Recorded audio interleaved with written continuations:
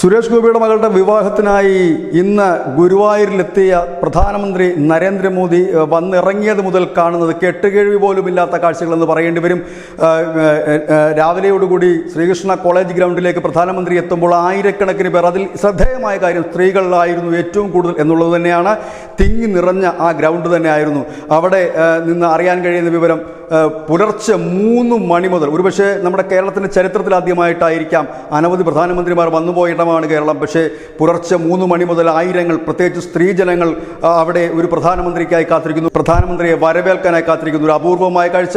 കടന്നുപോയ വഴികളിലെല്ലാം ജനം തിങ്ങി നിറഞ്ഞു നിൽക്കുന്ന കാഴ്ച. അക്ഷരാർത്ഥത്തിൽ തൃശ്ശൂരിനെ ഇളക്കി മറിച്ചുകൊണ്ടുള്ള പ്രധാനമന്ത്രിയുടെ ഒരു തെരഞ്ഞെടുപ്പ് പ്രചരണം പോലെ തന്നെ നമുക്ക് അനുഭവപ്പെടുന്നു. ഏതായാലും ഒരു വിവാഹത്തിനപ്പുറത്തേക്ക് കാര്യങ്ങൾ മാറി മറിയുന്നു. ഗുരുവായൂരും പരിസര പ്രദേശങ്ങളിലും ആയിരക്കണക്കിന് പേർ, അത് BJPയുടെ അനുഭാവികളുണ്ട്, പ്രവർത്തകരുടെ, ഒപ്പം തന്നെ സാധാരണപ്പെട്ട ജനങ്ങളുടെ പ്രധാനമന്ത്രി ഒരു നോക്ക് കാണുവാനായി കാത്തിരിക്കുന്നു. ഒരുപക്ഷെ വരും മണിക്കൂറിൽ അദ്ദേഹം തൃപ്രയാർ കൂടി എത്തുമ്പോഴേക്കും അക്ഷരാർത്ഥത്തിൽ തൃശ്ശൂർ അദ്ദേഹത്തിൻ്റെ കൈവെള്ളയിലേക്ക് എത്തുന്ന രീതിയിലേക്ക് കാര്യങ്ങൾ മാറി പറയുന്നു. News desk news India Malayalam.